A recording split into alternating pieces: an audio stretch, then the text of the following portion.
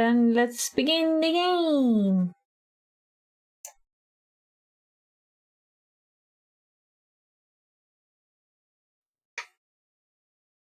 This is the story of a man named Stanley. Stanley worked for a company in a big building where he was employee number 427.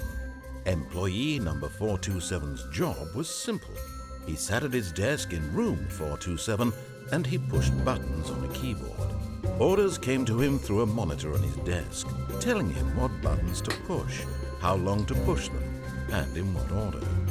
This is what employee 427 did every day of every month of every year.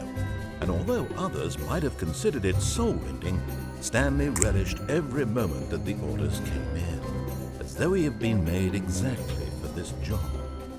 And Stanley was happy. And then one day, something very peculiar happened. Something that would forever change Stanley. Something he would never quite forget. He had been at his desk for nearly an hour when he realized that not one single order had arrived on the monitor for him to follow.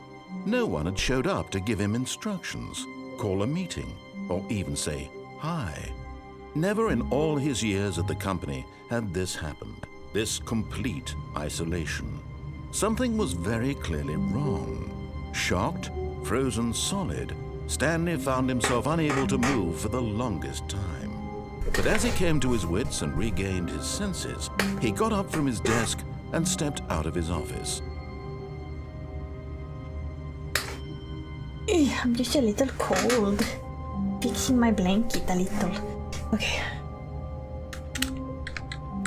Oh, Jesus. All of his co-workers were gone. What could it mean? Stanley decided to go to the meeting room. Perhaps he had simply missed a memo.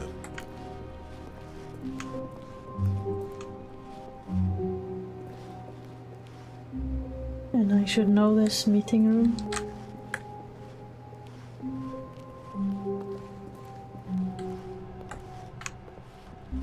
Oh, someone spilled coffee. I hate Mondays. Oh my god, Garfield. When Stanley came to a set of 2 open doors, he entered the door on his left. Oh wait, this is left.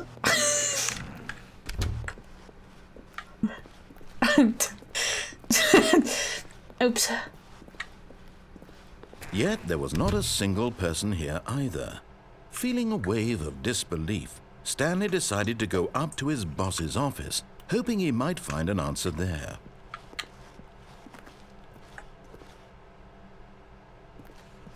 Okay. Coming to a staircase, Stanley walked upstairs to his boss's office.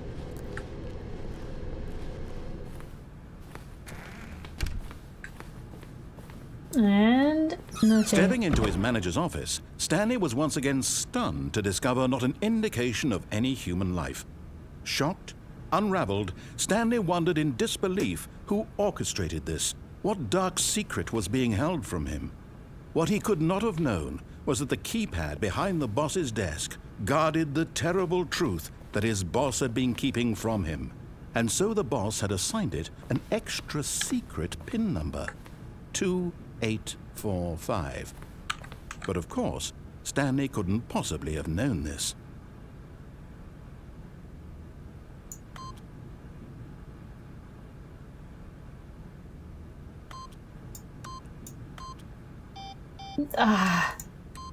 Stanley just sat around twiddling his thumbs. Stanley simply began entering random codes into the keypad, knowing full well the sure statistical unlikelihood that this would ever result in a correct combination.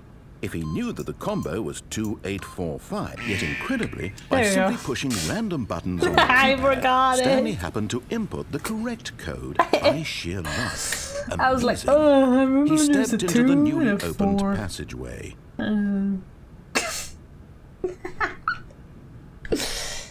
Yeah? Oh, sorry. No, I didn't listen to the last bit. Oh! Hello?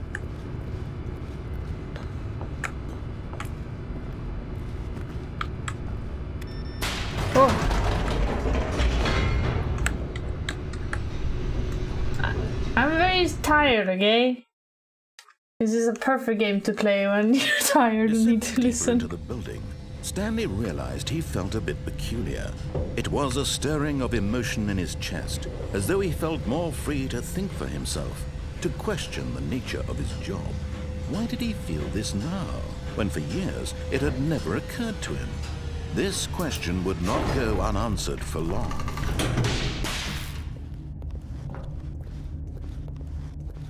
Stanley walked straight ahead through the large door that read Mind Control Facility. Escape? Mind control facility?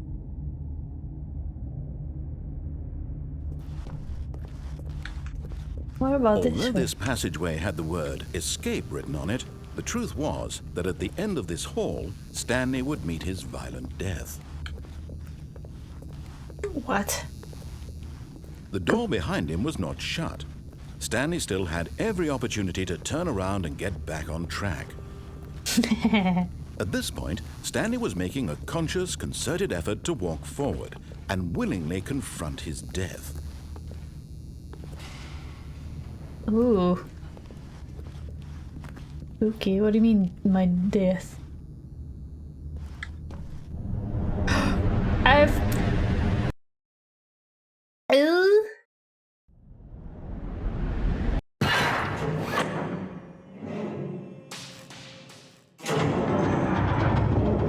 As the machine whirred into motion and Stanley was inched closer and closer to his demise, he reflected that his life had been of no consequence whatsoever. No. Stanley can't see the bigger picture. He doesn't know the real story, trapped forever in his narrow vision of what this world is. Perhaps his death was of no great loss, like plucking the eyeballs from a blind man. So he resigned and willingly accepted this violent end to his brief and shallow life. Farewell, Stanley. No! No! I'm just curious! Oh.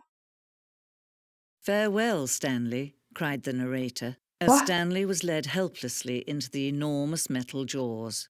In a single visceral instant, Stanley was obliterated as the machine crushed every bone in his body, killing him instantly. Or not. Okay. And yet it would be just a few minutes before Stanley would restart the game, back in his office, as alive as ever. What exactly did the narrator think he was going to accomplish? When every path you can walk has been created for you long in advance, death becomes meaningless, making life the same. Do you see now? Do you see that Stanley was already dead from the moment he hit start?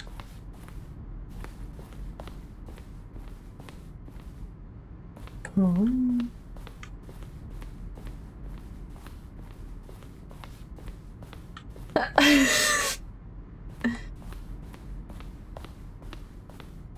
That was fast.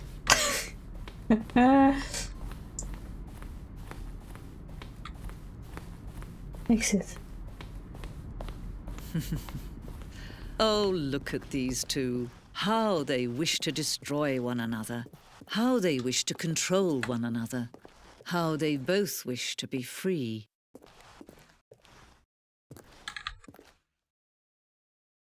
Can you see? Can you see how much they need one another? No, perhaps not.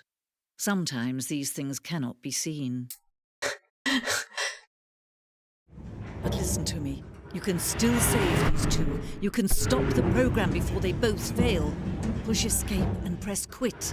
There's no other way to beat this game. As long as you move forward, you'll be walking someone else's path. Stop now and it'll be your only true choice. Whatever you do, choose it. Don't let time choose for you. Don't let time Ah, okay.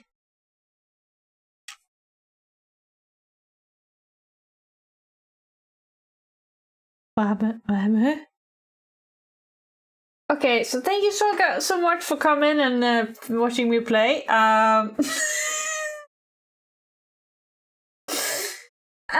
This Hello? I can't do anything. Oh. I literally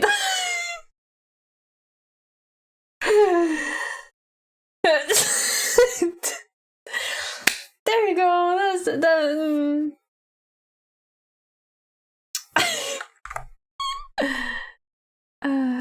begin the game again.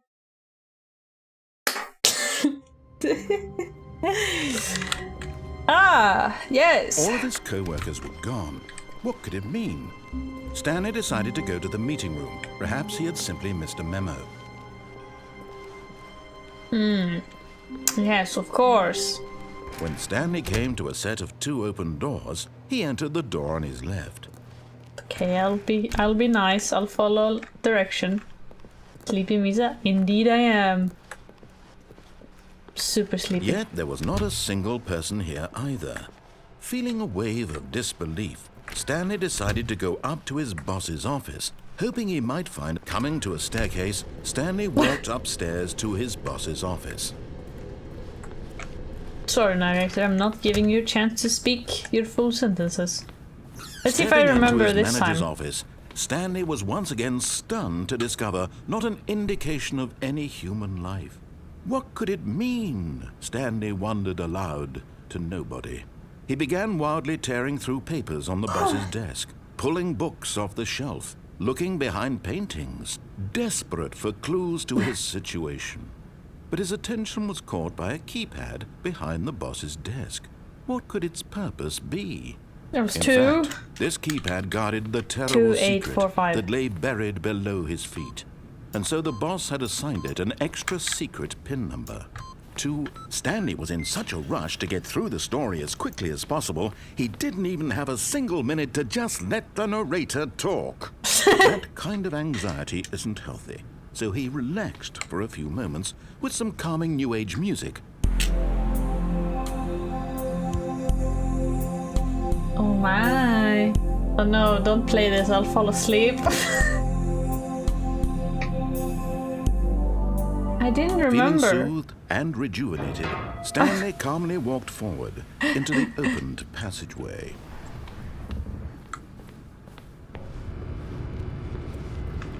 I only remember two.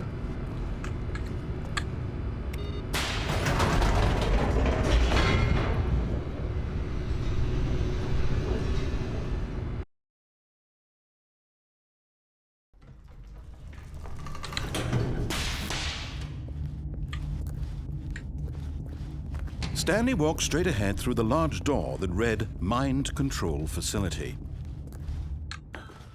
Okay.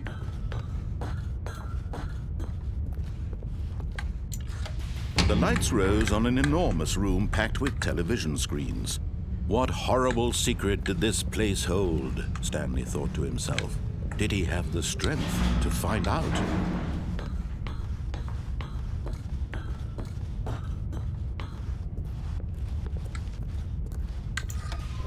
Now the monitors jumped to life, their true nature revealed. Each bore the number of an employee in the building, Stanley's co-workers. The lives of so many individuals reduced to images on a screen, and Stanley, one of them, eternally monitored in this place where freedom meant nothing. Okay.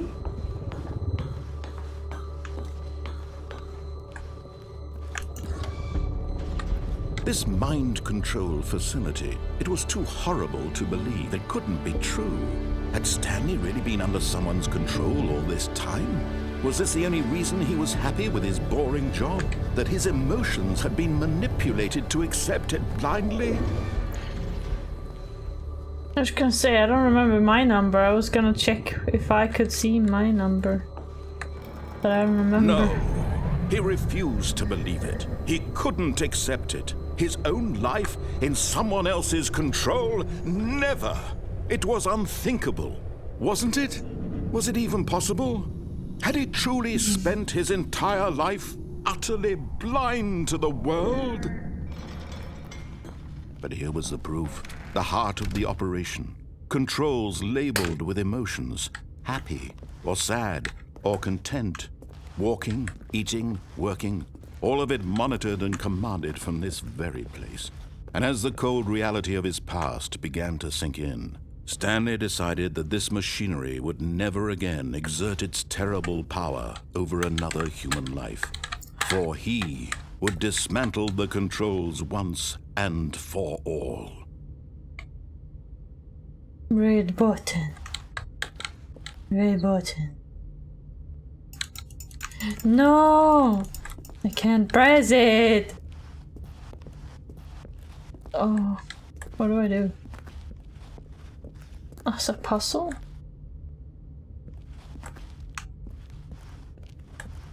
Are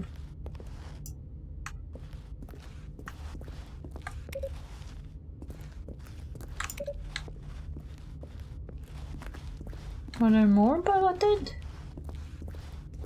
Oh, there.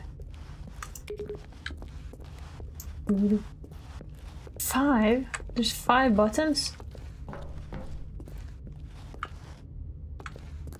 Oh. Lizard. Lizard. Lizard, lizard, lizard. Lizard, lizard, lizard. And when at last he found the source of the room's power, he knew it was his duty, his obligation, to put an end to this horrible place and to everything it stood for.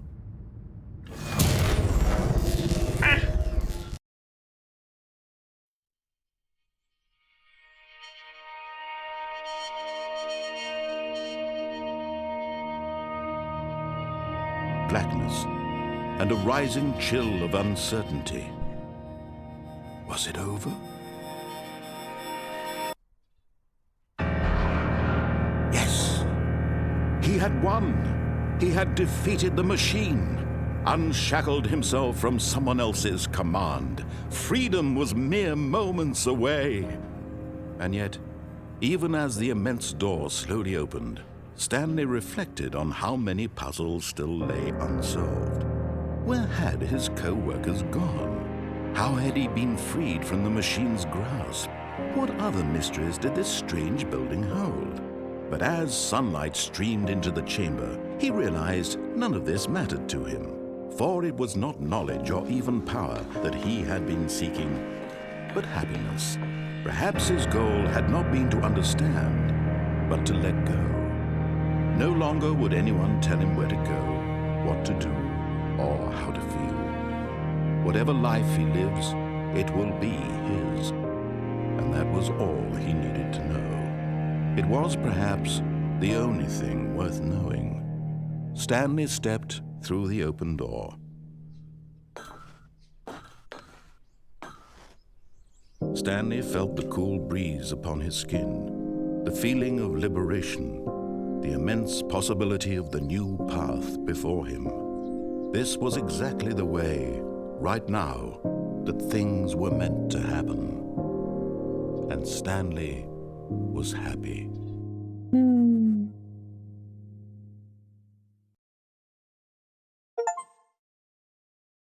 Hey, I beat the game! Okay, so I'll see you all guys when I come back now.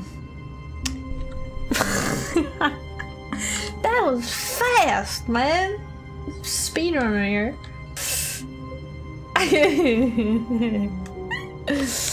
I wanna be. All of his co-workers were gone. I wanna be bad. Stanley decided to go to the meeting room. Perhaps he had simply missed a memo. I wanna make him angry.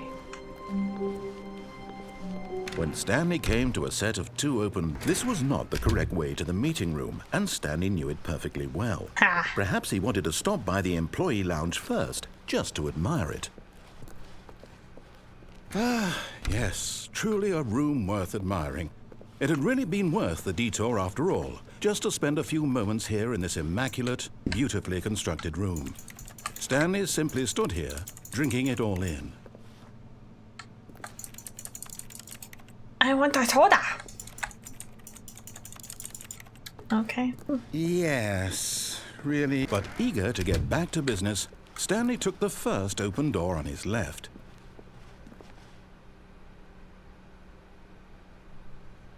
No. Stanley was so bad at following directions, it's incredible he wasn't fired years ago.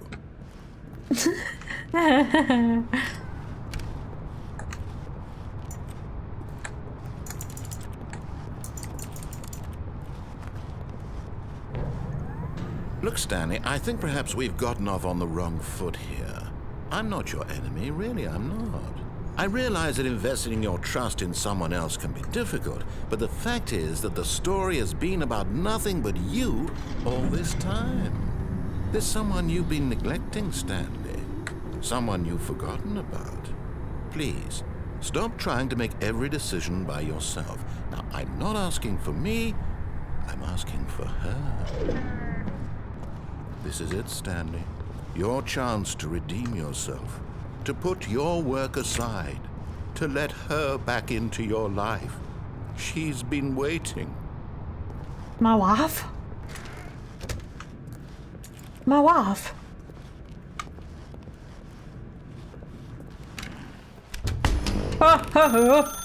That's her, Stanley. You need to be the one to do this. To reach out to her.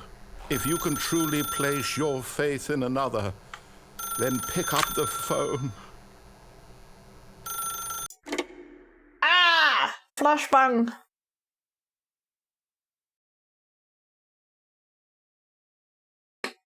Oh, Stanley, is that you? Hold on, sweetie. Sorry to keep you waiting. I'm just pulling the bread out of the oven. All right. Okay, there we go. All right, now, I want you to come in and tell me all about your day. Gotcha. Oh, come on. Did you actually think you had a loving wife? Hey! Who want to commit their life to you? I'm trying to make a point here, Stanley. That's so I'm rude. trying to get you to see something. Come inside. How do you Let know me if show I you have a what's wife really or not? going on here. That's so rude. My wife? This is a very sad story about the death of a man named Stanley.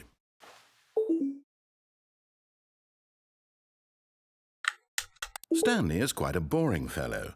He has a job that demands nothing of him, and every button that he pushes is a reminder of the inconsequential nature of his existence. No. Okay. No. Look at him there, Oh. pushing buttons, doing exactly what he's told to do. Now he's pushing a button. Now he's eating lunch. Now he's going home. Now he's coming back to work. One might even feel sorry for him, except that he's chosen this life. 6. But in his mind, in his mind he can go on fantastic adventures. From behind his desk, Stanley dreamed of wild expeditions into the unknown, fantastic discoveries of new lands. It was wonderful, and each day that he returned to work was a reminder that none of it would ever happen to him. Gee. And so he began to fantasize about his own job. First, he imagined that one day while at work, he stepped up from his desk to realize that all of his co-workers, his boss, everyone in the building had suddenly vanished off the face of the earth. Let me The out. thought excited him terribly. So he went further. He imagined that he came to 2 open doors and that he could go through either. At last, choice. It barely even mattered what lay behind each door. The mere thought that his decisions would mean something was almost too wonderful to behold.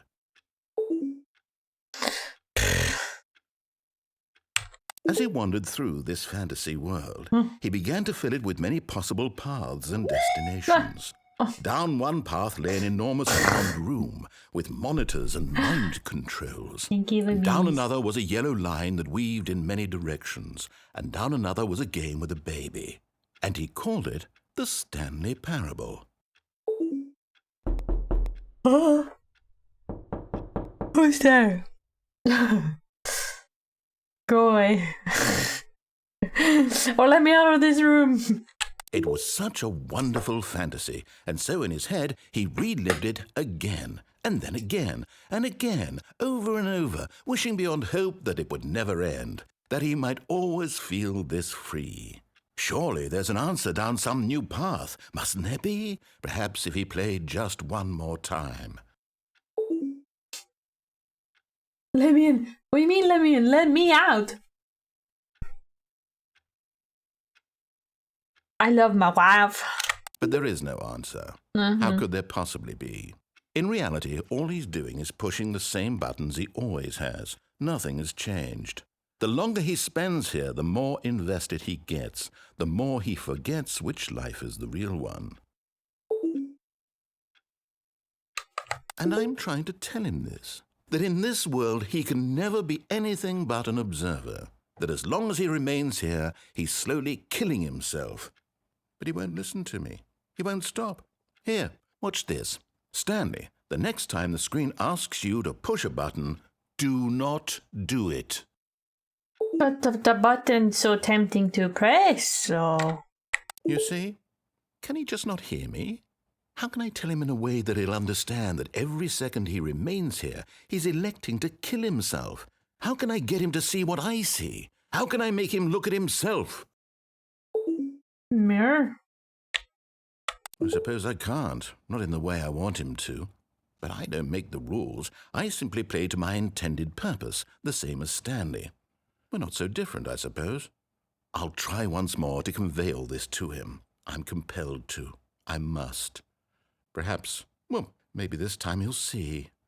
Maybe this time. And I tried again. And Stanley pushed a button. Excuse me? And I tried again. And Stanley pushed a button. And I tried.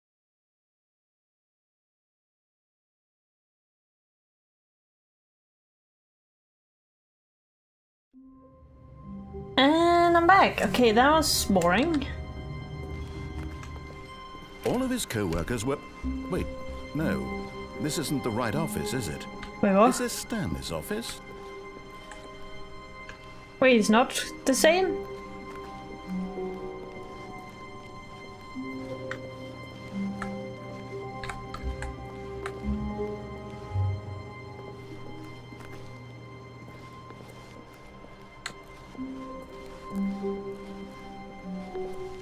When Stanley came to a set of 2 open doors, he entered the door on his left. This was not the correct way to the meeting room, and Stanley knew it perfectly well. Indeed. Perhaps he wanted to stop by the employee lounge first, just to admire it. Wow, yes, this room. What a beautiful room. What a gorgeous, gorgeous room. Thank goodness, but eager to get back to business, Stanley took the first open door on his left.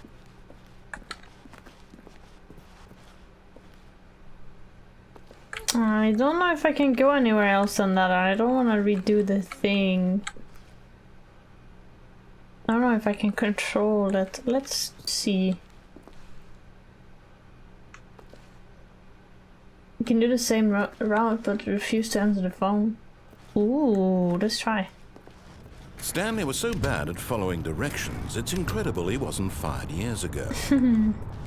What about that door? Look, Stanley, I think perhaps we've gotten off on the wrong foot here. I'm not your enemy, really, I'm not. I realize that investing your trust in someone else can be difficult, but the fact is that the story has been about nothing but you all this time. There's someone you've been neglecting, Stanley. Someone you... What? Really? I was in the middle of something. Do you have zero consideration for others? Are you that convinced that I want something bad to happen to you? Well, I don't know how to convince you of this, but I really do want to help you, to show you something beautiful. Look, let me prove it. Let me prove that I'm on your side. Give me a chance.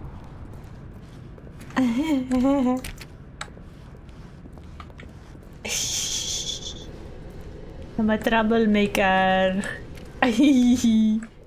Oh. Now listen carefully, this is important. Stanley walked through the red door. But I like blue better. Aha, perhaps you misunderstood. Stanley walked through the red door. No, I like blue better. I still don't think we're communicating properly. Stanley walked through the red door. But there's a blue door right here. All right, fine. Go ahead, Stanley. You want to know so badly what's out there? You want to find out what lies at the end of this road you've chosen? Well, don't let me stop you. You see? There's nothing here. I haven't even finished building this section of the map because you were never supposed to be here in the first place. Broken rooms, exposed developer textures. Is this what you had wanted? Was it worth ruining the entire story I had written out specifically for you? Do you not think I put a lot of time into that? Because I did. And in the end, it was all for nothing. Because this is what you wanted to see. Help me here, Stanley. Help elucidate these strange and unknowable desires of yours. What would have made this game better? What did you want to see? Vehicles? Skill trees? Work with me. You've given me absolutely nothing so far. Tell you what. Let me take a stab in the dark at a new design, and you can give me some feedback. There we go. Oh. A third option. This already feels leaps ahead of where we were before. Go ahead, Stanley. Take it for a spin. Sure. Okay, I'm going to stop you there. Now, tell me about your experience with this new version. Would you say that the game benefited from allowing you more choices? Feel free to be honest. I'm looking for some real critical feedback here. Yeah. Aha! You see, I knew I was onto something. Where do these flashes of inspiration come from?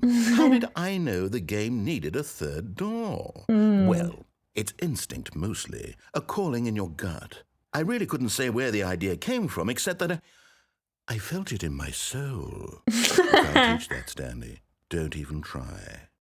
Here, based on the data from your previous playthrough, I've compiled a new version. And to be perfectly candid, I think I've knocked it out of the park with this one. Let's take a look.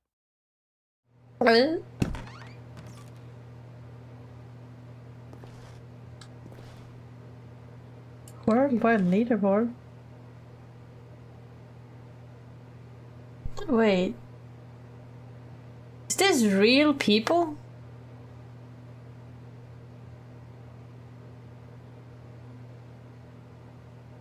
This is you.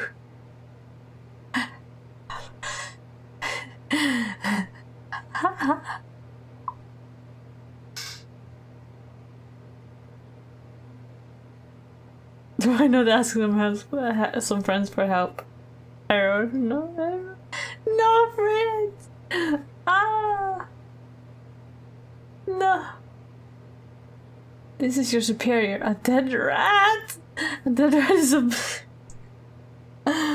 Oh my god.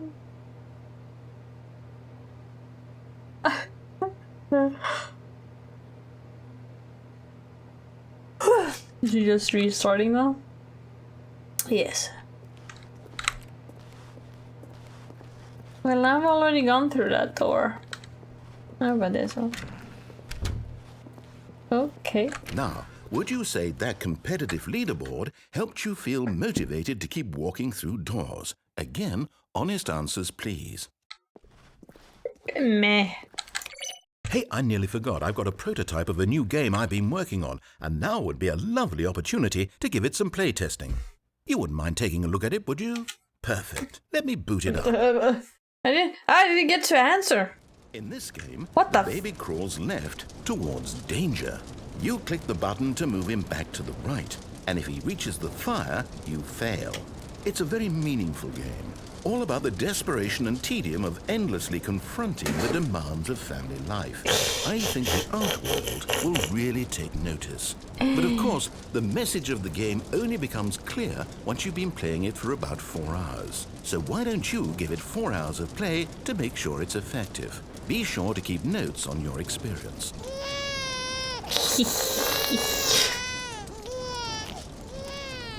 You heartless bastard. Did you do it because you hate babies or purely to spite me? Because if it's the latter, well, I don't know what to do. I'm completely out of ideas. I can't think of a single thing that might improve the experience for me. I'm not even going to try. I'm out. I'm done. It's over. Thank you for playing. Your input was extremely valuable. Oh, hey, since my game was so awful, why don't we play someone else's game? Just to ease the pain. Let's see. What do we have here?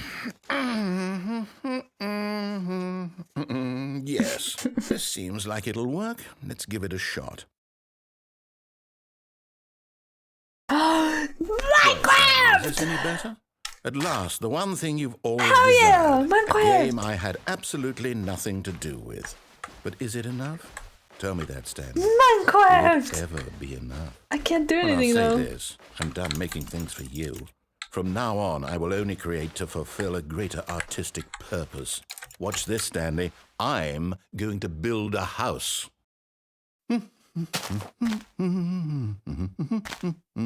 This will go here, no, here, and then... Oh my god.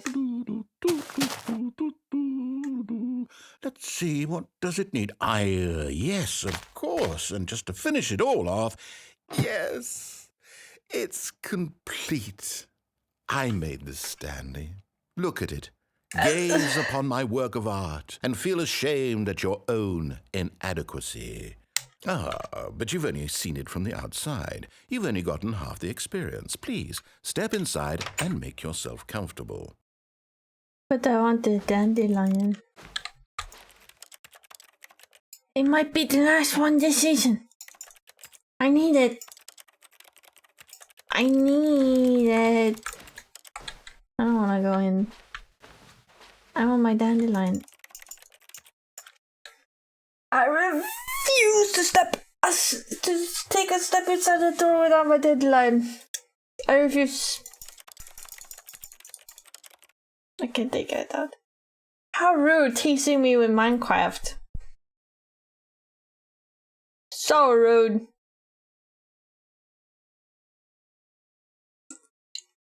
Okay, fine. Isn't it grand? Isn't it perfect? It could only be better if... Wait, that's it. We must rebuild it out of diamond. Diamond everything.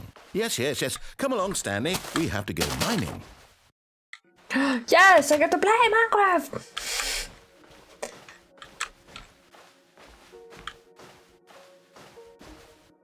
Minecraft. Oh my, it looks like it's going to get a bit dark. Have you brought a light? Cold.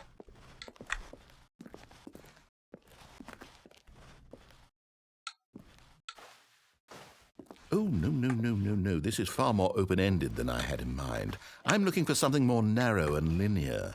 Something that makes you feel utterly irrelevant. This won't do at all. 1 out of 5. Even the diamonds couldn't save this one.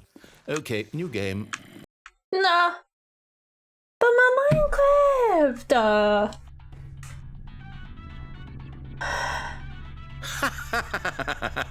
Yes! I don't even know what this game is, but I love it. You, trapped in a glass box with no way out, listening to me talk. Oh, it's inspiring. Is this Portals? I couldn't have done it any better myself. What It is is. this game even supposed to be? I can't figure it out. Okay, now I'm curious. Let's go find out what the hell this is.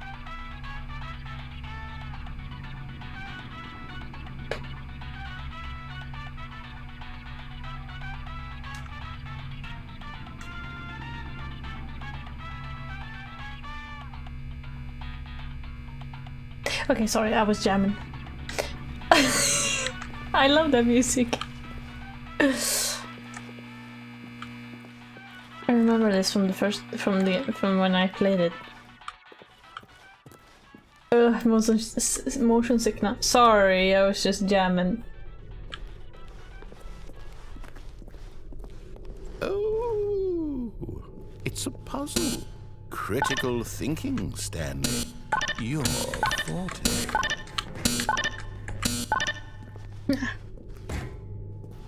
Yes. Genius. Thank you. Oh my god. No, actually, you know what? I think that's plenty. I really don't care much to see you stumble through any more of these games, and I highly doubt you're any wiser for the experience. Which is why, rather than continue to waste my time, I'm just going to leave you here. You can pretend you've beaten the game if it makes it any richer for you, but as for me, I've had enough.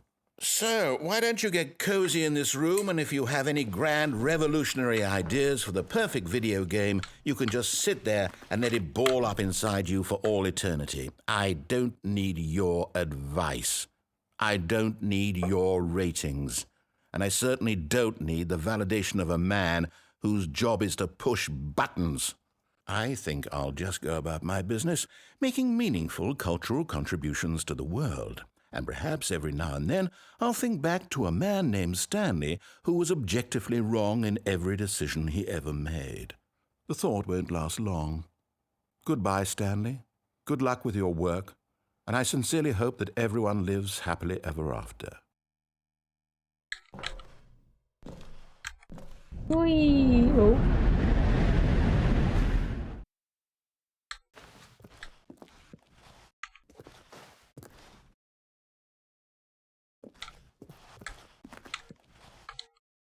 Ah!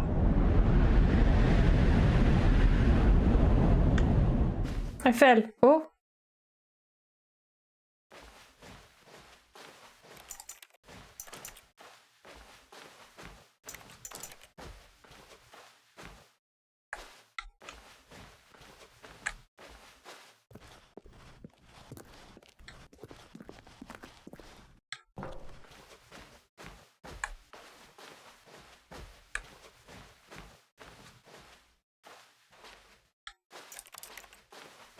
Okay. Why is he so dark all of a sudden?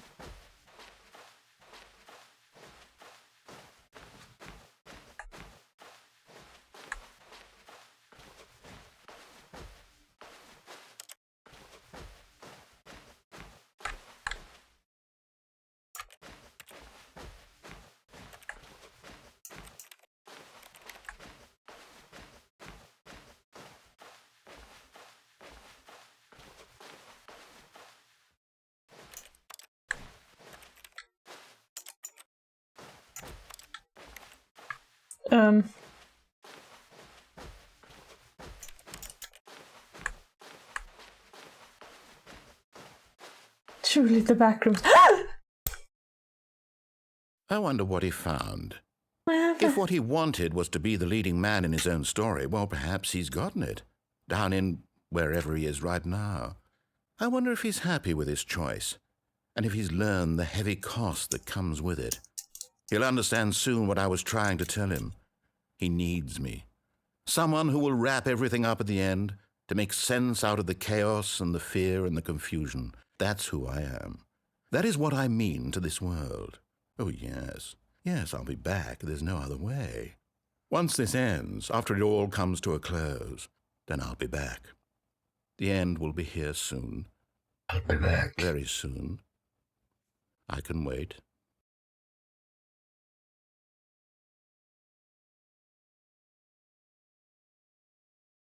Oh.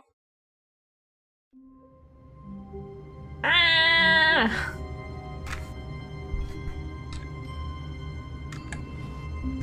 No!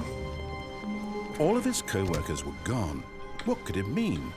Stanley decided to go to the meeting room. Perhaps he had simply missed a memo.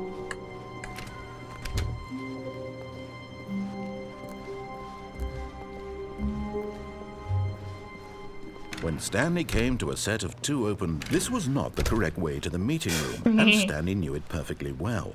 Perhaps he wanted to stop by the employee lounge first, just to admire it. Yes, The I want lounge to was not answer the sublime, phone. a work of art. But eager to get back to business, Stanley took the first open door on his left. I am curious about that door though, but Stanley was so bad at following directions, it's incredible he wasn't fired years ago. Look, Stanley, I think perhaps we've gotten off on the wrong foot here. I'm not your enemy, really, I'm not. I realize that investing your trust in someone else can be difficult, but the fact is that the story has been about nothing but you all this time. There's someone you've been neglecting, Stanley. Someone you've forgotten about. Please, stop trying to make every decision by yourself. Now, I'm not asking for me, I'm asking for her. you can also jump off this platform to the floor. Wait, all the way down there? Okay. This But is it, Stanley. phone. Your chance to redeem yourself, to put your work aside, to let her back into your life. She's been waiting. That's her, Stanley. You need to be the one to do this, to reach out to her. If you can truly place your faith in another, then pick up the phone. Mama. Nah, I think it's a prank call. Maybe a salesman. I'm not gonna answer.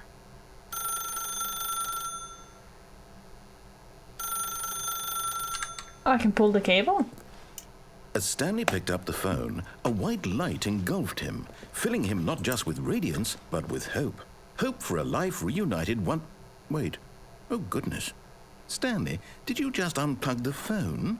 No, that wasn't supposed to be a choice. How did you do that? You actually chose incorrectly. I didn't even know that was possible. Let me double check. No, it's definitely here, clear as day. Stanley picks up the phone. He's taken to his apartment where he finds his wife, and the two pledge themselves to one another. Music comes in, fade to white, roll credits. Not picking up the phone is actually somehow an incorrect course of action. How is that even possible? None of these decisions were supposed to mean anything. I don't understand. How on earth are you making meaningful choices? What did you... Wait a second. Did I just see... No, that's not possible. I can't believe it. How had I not noticed it sooner? You're not Stanley. You're a real person.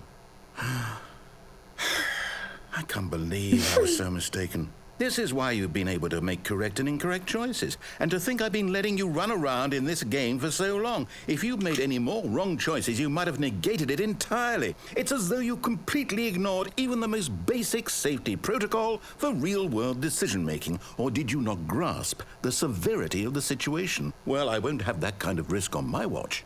I'm going to stop the game for a moment so we can educate you properly on safe decision-making in the real world.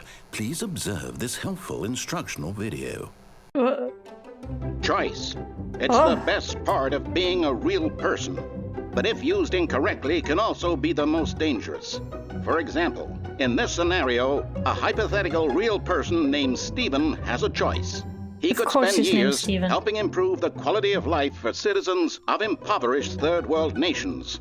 Or he could systematically set fire to every orphan living in a 30-kilometer radius of his house. Which choice would you make?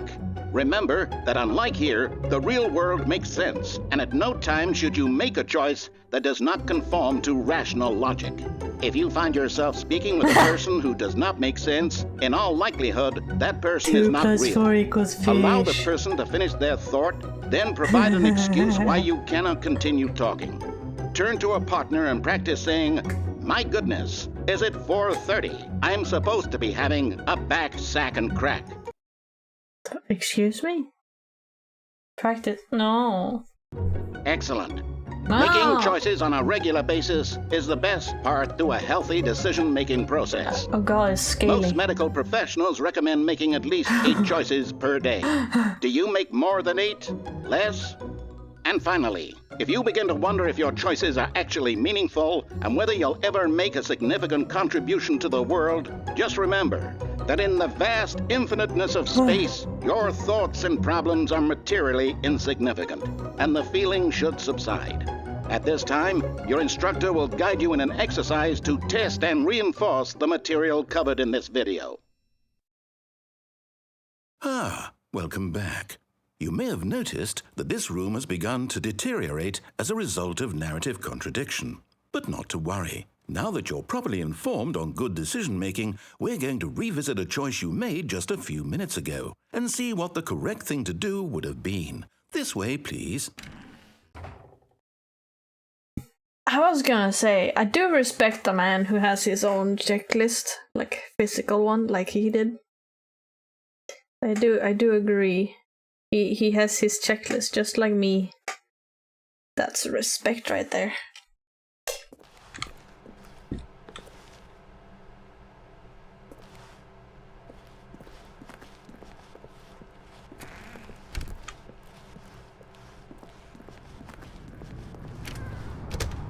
Oh, he put safety railings on. Now that we know your choices are meaningful, we can't have you jumping off the platform and dying.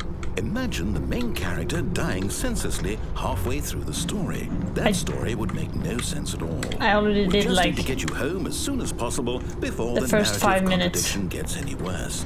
Unfortunately, it seems this place is not well equipped to deal with reality.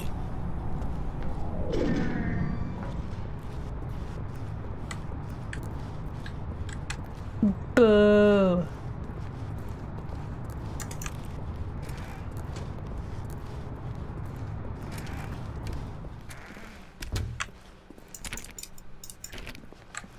I can't even go through that door.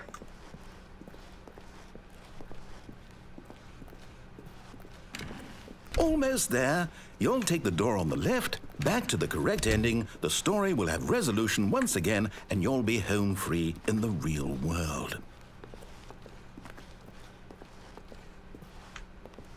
Now remember, all you need to do is behave exactly as Stanley would.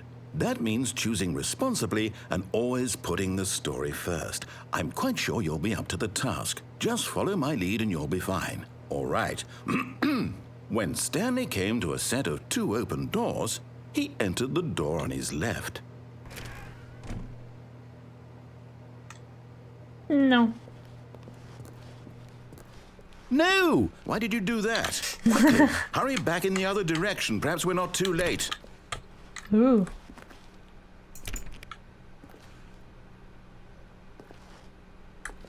Oh, it's clipping through. It's all warped. What if I just wait here?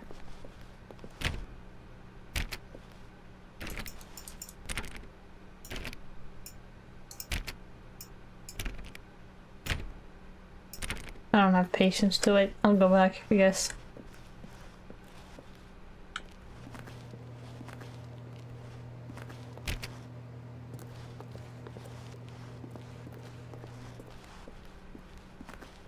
No.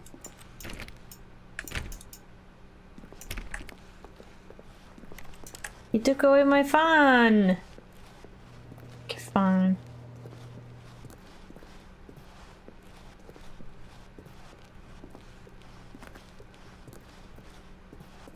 Oh, it's ruined. I can't believe, after everything we talked about, that my story, you've destroyed my work. Why? For what? What did you get out of that? What did you think was so special about seeing the game undone, left here like so much garbage? It's worthless now. And what am I supposed to do? Even if there were a way to continue, would it be worth it? To know that my story is now incorrect? How can I go back to that? I can't erase that knowledge. I'll have to live with it forever, reliving its impossibility forever. I couldn't live that way. Is it better to shut the game down entirely? To willingly destroy all of my work? I don't know. What's the answer? What do I do? What do I do? What do I... No, I have to. I have to shut the game down. I have to. I have to. No, you don't. No, you don't. No.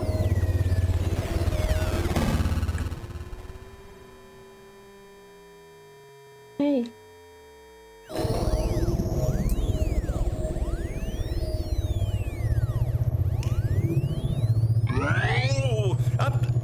I'm here.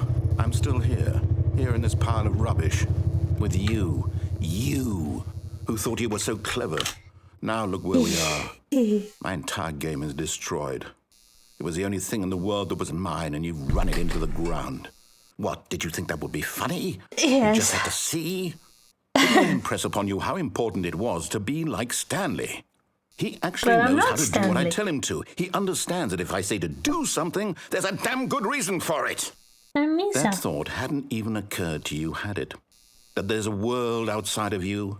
You're a child. Oh, my story. No. If you'd just gone through the door on the left, you would have seen it. There was a whole underground facility. You would have destroyed it and been victorious. It would have been so perfect. I worked so hard on it. I tried so hard.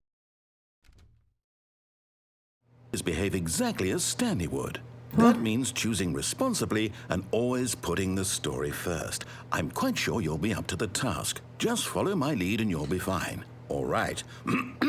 When Stanley came to a set of 2 open doors, he entered the door on his left. No! Why did you do that? Quickly, hurry. Behave exactly as Stanley would. That means choosing responsibly and always putting the story first. I'm quite sure you'll be up to the task. Just follow my lead and you'll be fine. All right. When Stanley came to a set of 2 open doors, he entered the door on his left. No! Why did you do that? Quickly, hurry. Behave exactly as Stanley would. That means choosing responsibly and always putting the story first. I'm quite sure you'll be up to the task. Just follow my lead and you'll be fine. All right. He won't do it a third time, will a it? set of 2 open doors, he entered the door on his left. He won't do this forever, will he? No! Why did you do that? Quickly, hurry. No! Behave exactly as Stanley would. No, that I'm means choosing stuck responsibly here. and always putting the No. story first. I'm quite sure you'll be up to the task. Just follow my lead and you'll be fine. All right. You told me I had a choice. 2 open But doors, don't take my choice he away entered the from door on me. his left. Fine. No. One more time. No! Why did you do that? Quickly, hurry. Damn it. Behave exactly as Damn Stanley it, would. damn that means it. choosing No. responsibly and always putting the story first. I'm quite sure you'll be up to the task. Just follow my lead and you'll be fine. All right. When Stanley came to a set of 2 open doors, he entered the door on his left. Fine.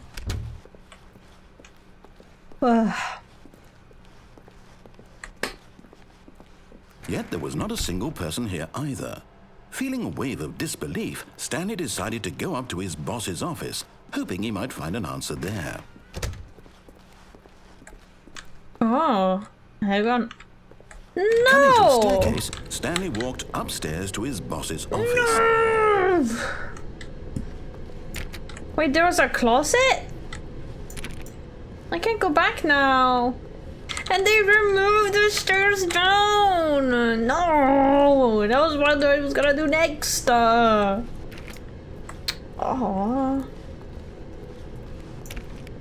Damn it.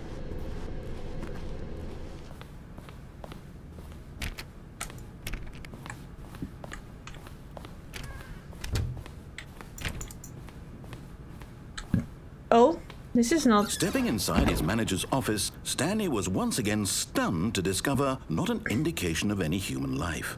This is Shocked, not what it was unraveled, before. Stanley wondered in disbelief who orchestrated this, until he saw the door with a voice receiver next to it. Surely behind this door lay all the answers to his questions. And beyond all probability, he knew the passcode. He had seen it on his boss's computer just last week. Nightshark 115. Was this the code to open the door? Would it still work? There was only one way to find out. Stanley had been trained never to speak up, but now he would draw from within himself the courage to face the unknown. He drew a sharp breath and then spoke the code.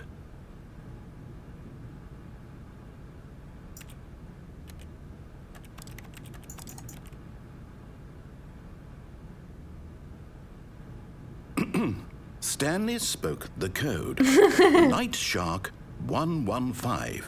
He spoke it into the receiver, right there on the wall. Nightshark 115. There's no microphone in this game or sorry, is there a anything. problem? Yeah, I can't You speak didn't into the mishear game. me, did you? No. Please speak the code into the receiver. I Otherwise did. we can't get on with the story. This is a crucial step. Yeah, I did. I am apparently mute in this game. You cannot hear Okay, me. fine. You're not going to do it. But you know what? It's pretty humiliating to bring you this far, only for you to suddenly decide you have better things to do. I asked you for this one single thing, for your respect.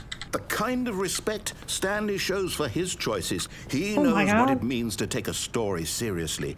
If you didn't want to see what I had to show you, then why did you come here? You had a choice, you know. You could have gone through the door on the right. You could have done whatever the hell you wanted over there. Why did you come this way? Speak. Say something to me. Explain yourself, you coward.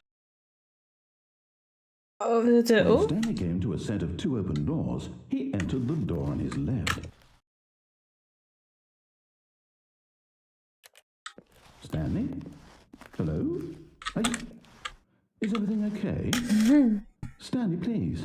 I need you to make a choice. The end. I need you to walk through the door. Are you listening to me? Can you hear me? Is everything all right? Aww. Stanley, this is important. The story needs you. It needs you to make a decision. It cannot exist without you. Do you understand me? Whatever choice you make is just fine. They're both correct. You cannot be wrong here. We can work together. I'll accept whatever you do. I simply need you to take that step forward, please. Choose. Oh, he sounds so Choose sad. something. Anything. Oh. This is more important than you can ever know. I need this. The story needs it. So, you hear me? Are you there? Are you listening to this? Stanley, are you there? Okay. It's okay, I can wait. You need time to decide. Time to make sure your choice is correct. That is the best choice. That's all Oh. right. I'll wait for you to decide what's the right thing to do. Take as much time as you need. Aww. That was the worst ending. He sounds so sad. No. Now I've been teased about the broom closet. Now I need to. All of his co-workers were gone. Now I need What to could find mean? it. Stanley decided to go to the meeting room. Perhaps he had simply missed a memo. Do I have to? Do I When just go Stanley there? came to a set of 2 open doors, he entered the door on his left. Is it where the laundry room is?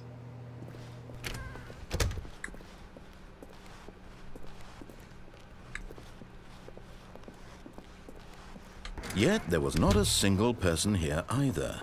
Feeling a wave of disbelief, Stanley decided to go up to his boss's office, hoping he might find an answer there. I didn't try to click this door. Stanley stepped into the broom closet, but there was nothing here, so he turned around and got back on track. Broom closet. There's tape? What do you mean there's nothing here? Just tape? There was nothing here. No choice to make, no path to follow, just an empty broom closet. No reason to still be here. It's nothing empty. It's a broom right there, and then the this, and then there's that. Is that It was metal baffling wire? that Stanley was still just sitting in the broom closet. He wasn't even doing anything. At least if there was something to interact with, he'd be justified in some way. As it is, he's literally just standing there doing sweet FA. It's pretty chill in here. Are you really still in the broom closet? Standing around doing nothing? Why? Please offer me some explanation here. I'm genuinely confused. Ooh. Could take a nap in here. You do realize there's no choice or anything in here, right? If I'd said Stanley walked past the broom closet, at least you would have had a reason for exploring it to find out. But it didn't even occur to me because literally this closet is of absolutely no significance to the story whatsoever. I never would have thought to mention it. Well, the broom closet. Maybe to you this is somehow its own branching path. Maybe when you go talk about this with your friend, you'll say, "Oh, did you get the broom closet ending? The broom closet ending was my favourite." I hope your friends find this concerning.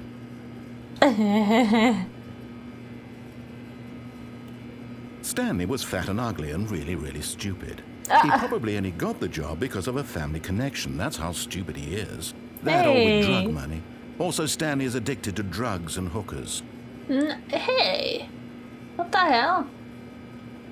No. Well, I've come to a very definite conclusion about what's going on right now. You're dead.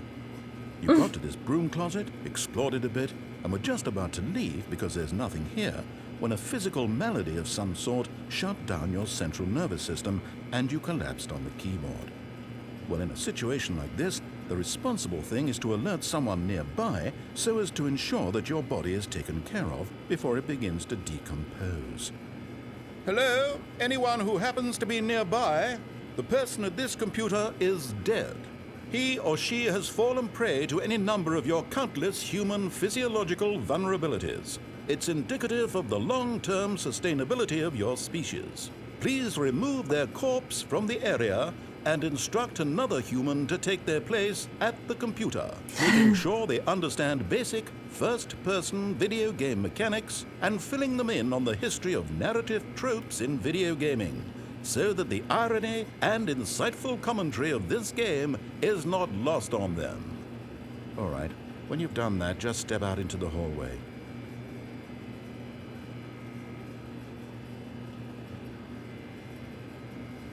The white noise in the background is making me so tired. The fan or whatever is like, oh, it made me fall asleep. Was that it? In and out again? Oh, smart. Ah, second player. It's good to have you on board. I guarantee you can't do any worse than the person who came before you. You too? Unbelievable. I'm at the mercy of an entire species of invalids. Perhaps there's a monkey nearby you can hand the controls to. A fish? Fungus? Look, you can hammer out the details. I'm not particularly picky. I'll just be waiting for when you're ready to pick up the story again.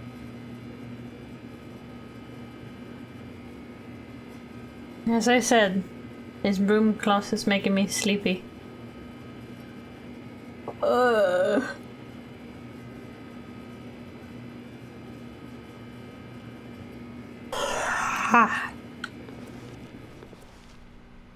No more talking.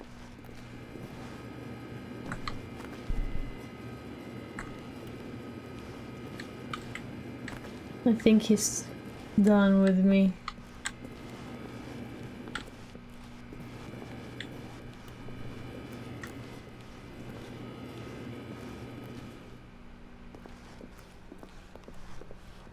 Yeah, I can go downstairs. Coming to a staircase, Stanley walked upstairs to his boss's office.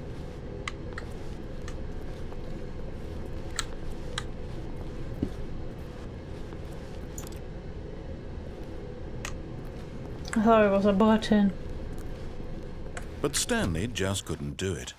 He considered the possibility of facing his boss. Admitting he had left his post during work hours, he might be fired for that. And in such a competitive economy, why had he taken that risk? All because he believed everyone had vanished? His boss would think he was crazy. And then something occurred to Stanley. Maybe, he thought to himself, maybe I am crazy. All of my co-workers blinking mysteriously out of existence in a single moment for no reason at all? None of it made any logical sense. And as Stanley pondered this, he began to make other strange observations. For example, why couldn't he see his feet when he looked down? Why did doors close automatically behind him wherever he went? And for that matter, these rooms were starting to look pretty familiar. Were they simply repeating? No, Stanley said to himself, this is all too strange. This can't be real. And at last, he came to the conclusion that had been on the tip of his tongue. He just hadn't found the words for it. I'm dreaming, he yelled. This is all a dream. Oh, what a relief Stanley felt to have finally found an answer, an explanation. His co-workers weren't actually gone. He wasn't going to lose his job. He wasn't crazy after all. And he thought to himself, I suppose I'll wake up soon. I'll have to go back to my boring real-life job pushing buttons. I may as well enjoy this while I'm still lucid. So he imagined himself flying and began to gently float above the ground. Then he imagined himself soaring through space on a magical starfield, and it too appeared. It was so much fun, and Stanley marveled that he had still not woken up. How was he remaining so lucid?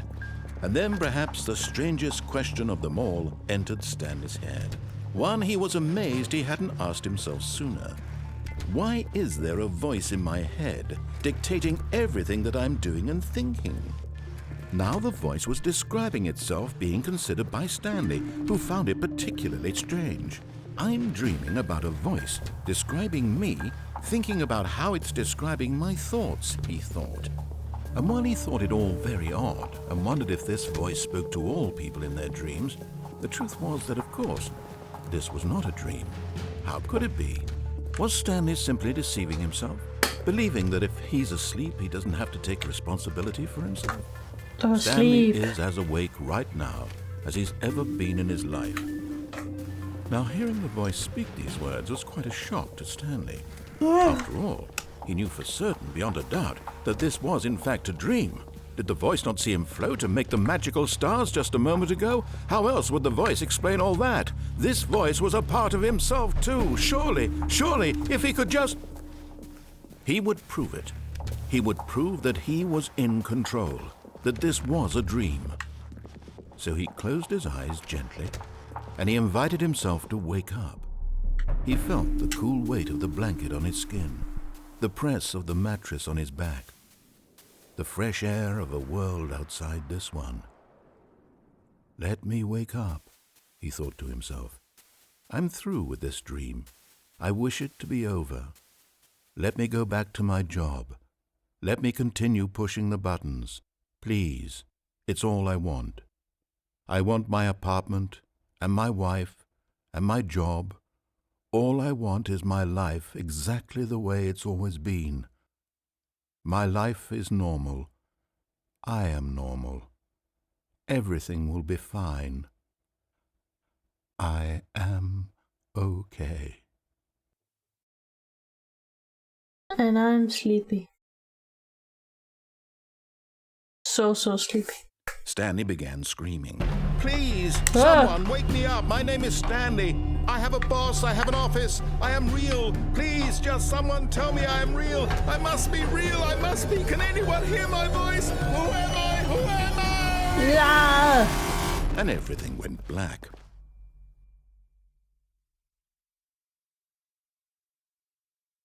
This is the story of a woman named Mariella.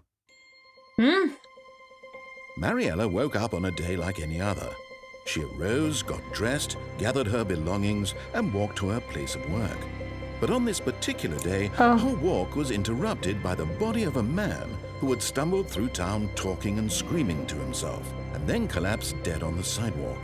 And although she would soon turn to go call for an ambulance, for just a few brief moments, she considered the strange man. He was obviously crazy. This much she knew. Everyone knows what crazy people look like. And in that moment, she thought to herself how lucky she was to be normal. I am sane. I am in control of my mind. I know what is real and what isn't. It was comforting to think this, and in a certain way, seeing this man made her feel better. But then she remembered the meeting she had scheduled for that day. The very important people whose impressions of her would affect her career, and by extension, the rest of her life. She had no time for this, so it was only a moment that she stood there, staring down at the body. And then she turned and ran. Hey!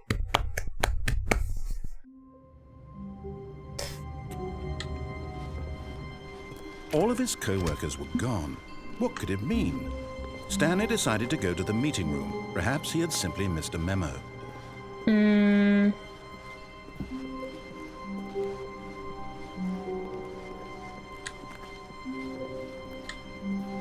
Wait, huh?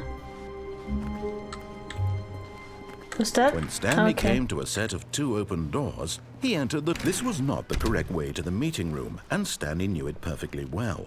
Perhaps he wanted to stop by the employee lounge first, just to admire it. Standing now in this incredible room, Stanley for the first, but eager to get back to business, Stanley took the first open door on his left. Stanley was so bad at following directions, it's incredible he wasn't fired years ago. Whee! But in his eagerness to prove that he is in control of the story and no one gets to tell him what to do, Stanley leapt from the platform and plunged to his death. Good job, Stanley. Everyone thinks you are very powerful.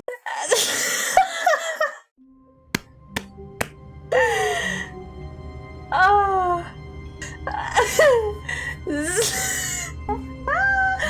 Oh my god, that was fast. Where am I All now? of his co-workers were gone. What could it mean? Huh? Stanley decided to go to the meeting room. Perhaps he had simply missed a memo. Oh. Wait, this is new? When Stanley came to a set Aw. of 2 open doors, he entered the door on his left.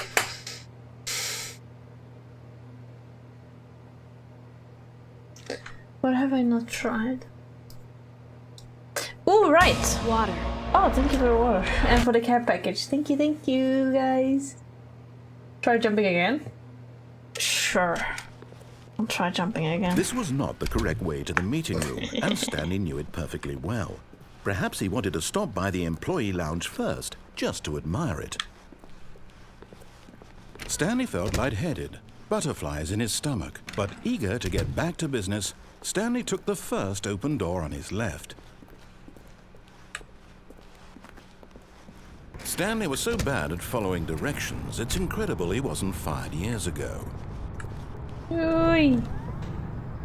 But in his eagerness to prove that he is in control of the story and no one gets to tell him what to do, Stanley leapt from the platform and plunged to his death. Good job, Stanley.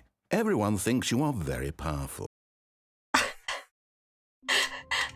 Oh, here, this is I recognize. I can't wait to tell this story to my co-workers, Stanley thought. How amusing they'll find it.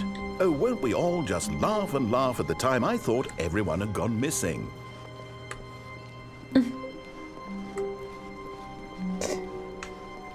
Right over.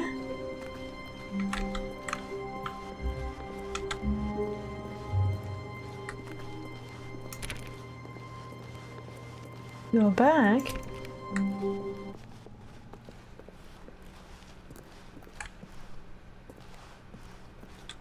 I have to get on a desk. Oh! I got on a desk, but there's no window here.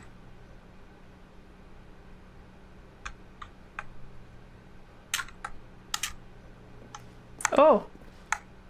Hey! Oh! At first, Stanley assumed he'd broken the map, until he heard this narration and realized it was part of the game's design all along. He then praised the game for its insightful and witty commentary into the nature of video game structure and its examination of structural narrative tropes. So, now that you're here, what do you think? Isn't this a fun and unique place to be? Why don't we take a minute just to drink it all in? Okay, I'm over it now. What do you think? Are you sick of this gag yet?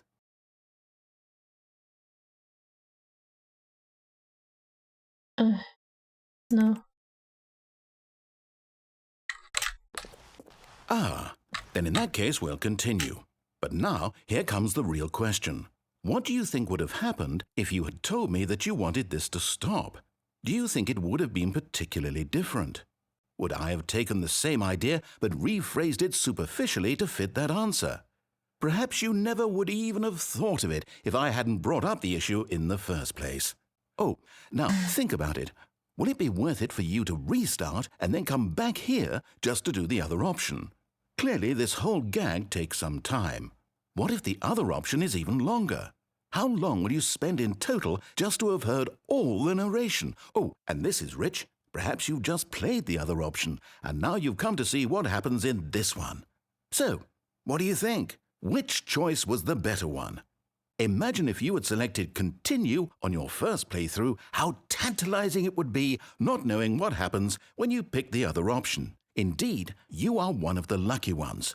Though if the other option is really miserable to listen to, then perhaps you're not. In fact, I'm just going to say that no one who's listening to this is lucky. Well now, I've built up the other options so much that I'm going to stop talking and leave you to your decision whether to come back here, continue with the game, or just sit in this spot forever and ever. Cheers. Cheers.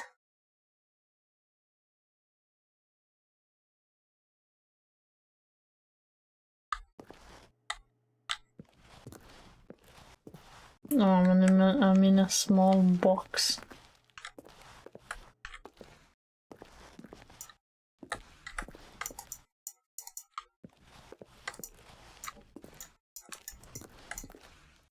Oh, I can't do anything anymore?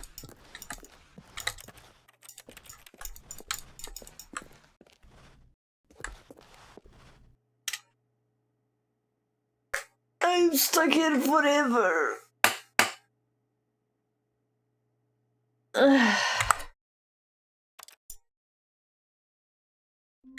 Let's see then.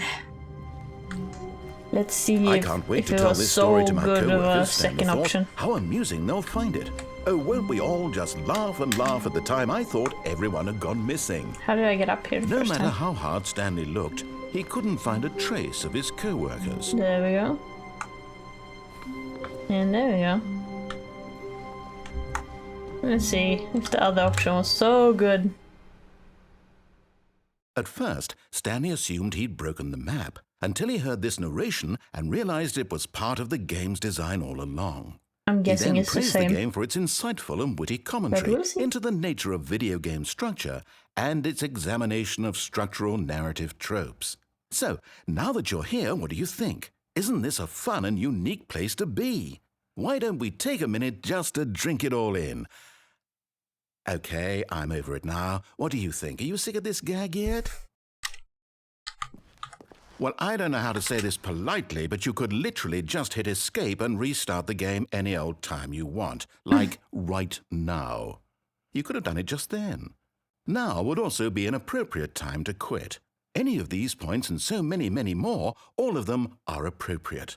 I'm enjoying what seems to be an internal conflict going on where you are literally unable to act on your own desires to restart the game. So, just to push the envelope, I'm going to try and make this as miserable as possible and see how long you can maintain.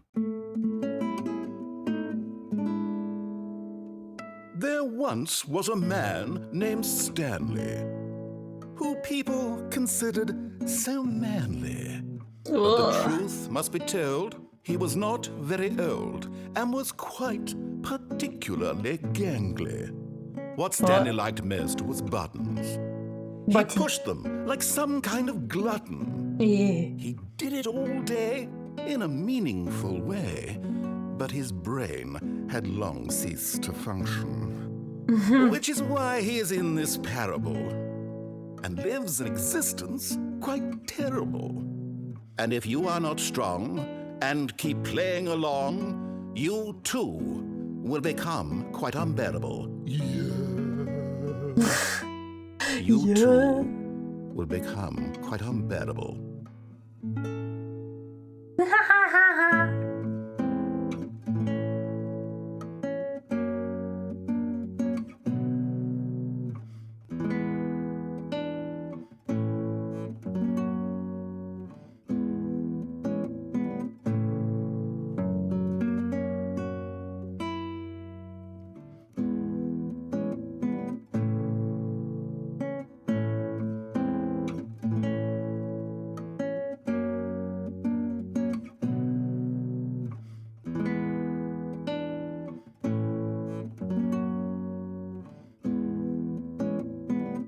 Lizard. Ah.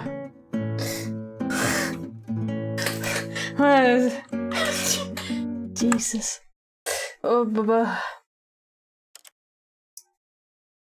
Wake up! Wake up! Wake up! Wake up!